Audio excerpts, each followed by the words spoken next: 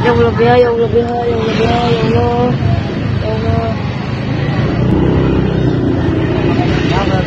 Sebelum lanjut videonya, jangan lupa like, komen, share dan subscribe. 8 santri meninggal dunia dalam insiden kebakaran yang terjadi di pesantren Miftahul Khoirot, Desa Manggungjaya, Kecamatan Cilamaya Kulon, Kabupaten Karawang, Jawa Barat, Senin, 21 Februari 2022.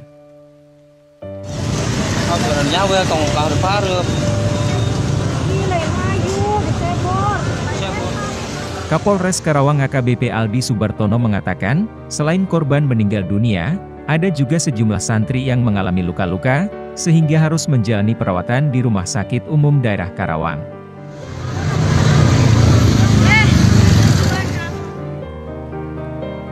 Ia memaparkan, pihaknya langsung ke lokasi dan melakukan olah tempat kejadian perkara serta membantu evakuasi korban setelah mendapat laporan terjadinya kebakaran. Sedangkan untuk penyebab kebakaran di pondok pesantren itu, hingga kini pihak kepolisian masih melakukan pendalaman. Ya Allah, ya Allah, ya Allah, ya Allah, ya Allah.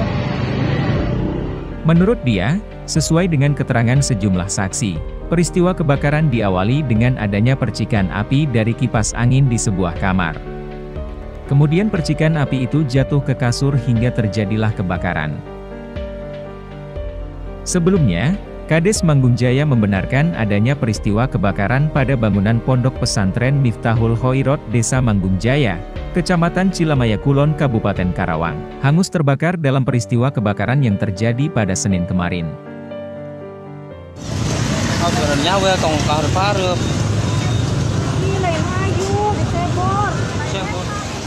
Ia menyampaikan, peristiwa kebakaran itu terjadi diduga akibat korsleting listrik.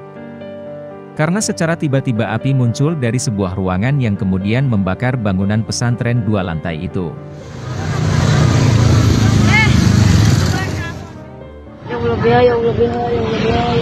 Para santri dan warga setempat langsung berusaha memadamkan api dengan alat seadanya, sambil menunggu petugas pemadam kebakaran dari Badan Penanggulangan Bencana Daerah Karawang.